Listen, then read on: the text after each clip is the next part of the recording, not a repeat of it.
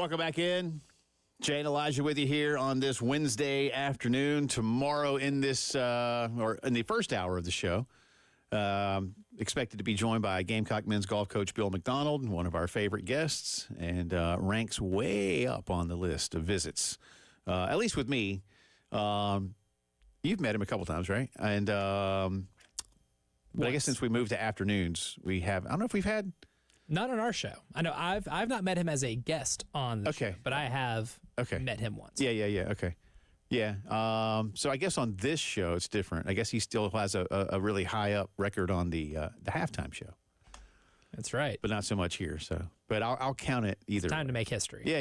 There you go. It'll be made regardless. One more note. Thank you for hitting us with some of y'all's comments on the baseball team. I think this one is the one I want to choose. Mark hits us on the Firehouse Subs text line, says, I agree with you about the bottom half of the lineup being an issue.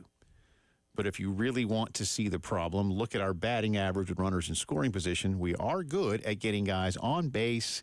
We tend to strand them there. Yes, Mark, they do.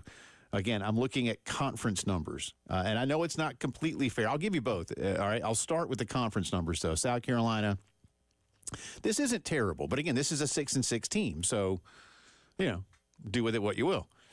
South Carolina has left 97 runners on base in 12 games. Their opponents have left 85 runners. So, you're literally leaving one more runner per game than your opponent. That's not terrible, but you're 6-6. If you were leaving the same number, you'd have probably driven a few more guys in, and you might be 8-4. Stranding 8 runners on base per game. Here's the thing, it fluctuates a lot, too. It does. This year, they've had a couple of real stinkers when it comes to leaving guys on base, and that's been the difference between about 3 or 4 different games this year. Now, while they've been pretty consistent for a lot of it, I mean, go back to the Clemson series. I know it's not SEC play, but, I mean, that does kind of affect your overall outlook of the year, and those 2 games were defined by your inability to bring home runs. And look, I'm sure. And what were the scores? Both of them, 5-4. Right. 1-run games. I was telling somebody this morning, I don't mean, you played 21 innings against Clemson, and the aggregate score was 10-8. And how many did you leave on base? A significantly more amount than they did. Yeah. And that's the one thing about leaving, runners stranded, is that can be the difference in winning or losing 1-run games. I know, mathematically, you're supposed to win as many of those 1-run games as you lose, but there's usually one factor in all of those 1-run games that separates you from getting past that hump, and it seems to be for this team that's the one that keeps them from winning these good luck, bad luck games, as a lot of statisticians would call them. Yeah, and like I say, I'm not pinning it on any one person. Mark will obviously take full responsibility as head coach, but Monty Lee was brought in to do a lot of what they do, with the bat and making contact and trying to have that. Look, baseball has changed to a point where there are just a lot more guys striking out. That's not an excuse. That's, for those of you who follow the sport, that the sport has kind of morphed that way. We've seen the spread offense more in football. Mm-hmm. We see basketball teams that want to shoot more threes. We see baseball now that it's become a real launch angle, OPS kind of a thing. It's a higher risk strategy. Yeah. And a lot of sports have taken more higher risk strategies. Yeah. And a lot of guys are swinging for the fences on a regular basis. There's not the old, I sound like old dude now, but there's not the old Tony Gwynn, Wade Boggs choke up with 2 strikes and just slap the ball the other way and live to fight another day by getting the next guy up. People are swinging for 400-foot home runs. It feels like 80% of the time or something. I don't know how much, but that's just where the sport of baseball is.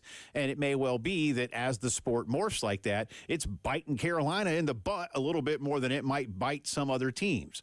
Again, I'm not certain of that because I don't have all of the analytical information in front. But to go to to Mark's point when he just sent us that message, yeah, you are getting guys on base. It's the old ducks on the pond, as my old Little League and high school coaches all like to say. You got to bring them home. Well, and here's another, if we're talking about a lot of the modern philosophy of the game, where there's some schools of thought that people are like, well, an out is an out is an out. It doesn't matter if it's a strikeout, whatever. Where I heavily disagree with that is if you have a team like South Carolina that's good at putting runners on base, and you maybe only have one out in the inning, not all outs are created equal in that situation, because if you have runners on second and third with one out, a strikeout will kill your chance of a sacrifice. If you're able to put the ball in play, you can open up the chance for a sacrifice fly, or any sacrifice to bring home a run, or the likelihood that the other team just messes up. It's still college baseball, too. There are obviously more errors here than there are in the Major League Baseball. Make them have to put you out. And I think that's a huge thing, too. When you look at a game like last night, you left 10 runners on, you struck out 16 times. You can get runners on. Like, go back to the fifth inning. You get the first 2 runners on. First and second, no out. What do?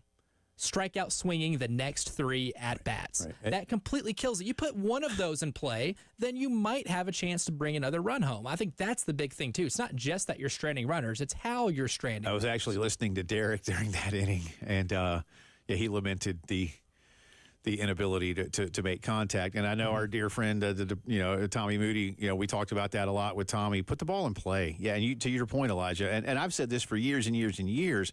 Look at the line score. What is the line score for baseball? R-H-E. Mm-hmm. The E's happen, and they do lead to things. And I think you make a great point, man. Yeah, you got second and third, one out. Let's not even talk about a sac fly. Give me a grounder to deep second or short. That runner from third's coming home. Mm-hmm. Because it's going to be foolish at that point for a shortstop or second baseman to try to throw home for a guy who, by the time the ball is hit, is only 70 feet away. In a non-tag out situation, you're not getting him. So you're throwing to first to get the easy out. The runner on second has advanced at that point to third with 2 outs. And then what happens? A pass ball scores a run, an error scores a run. There's a whole host of things. But you're right, not making contact, and that's a killer. And I do. If something doesn't improve, this may be a team this season that does not host in the playoffs. I think if you're around 500 in conference play, should that continue, then the Gamecocks are going to make the NCAA tournament. They just may have to do it as a 2 seed somewhere else, which is not what fans around here want. It's not what Mark Kingston wants. It's not what any of his players want. And as I've said basically my whole career, the one expectation that I have for this program every year, and you won't always hit it, but the one expectation I place upon them is that you should expect to host in the first round of the NCAA tournament when you're South Carolina baseball. You have the resources, the talent, the fans, the facility.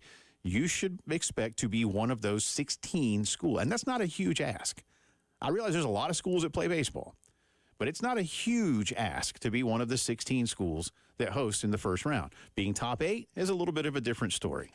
And then you've got to really secure a few things and might have to get close to 20 conference wins, not lose your midweeks, maybe not more than 1 or 2, and have around 40, 42 wins in a 56-game schedule. By the way, Carolina-Clemson won't be made up. And I think Mark only had 55 games scheduled this year, if I'm not mistaken, so they'll play 54 games this year. And you're looking at 23 wins already in 34 games, 33 games. So you got some work to do.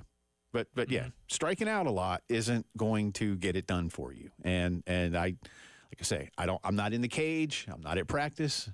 I'm not in the film session with what they're working on with Monty to see those things get better, but needs to improve. And again, maybe you've caught Florida at a good time when they don't feel good about themselves either. Not that Carolina feels badly about themselves. They want to feel better. Because they can be better. And we're looking at the things that can make you go from being a good baseball team to being one of those great baseball teams that can get you playing home games in the regional. Yeah. But you got to put the ball in play. Again, that's that. I swear, man.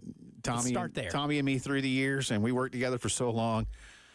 Put the ball in play. You make something happen. Make somebody throw a ball somewhere to do something. And more often than not, some good things will happen for you. All right, I will get back into the Kentucky basketball search. We do have some Shane Beamer sound to get to as well. And we'll hear a little bit from Coach Kingston. You're listening to the Postgame Show.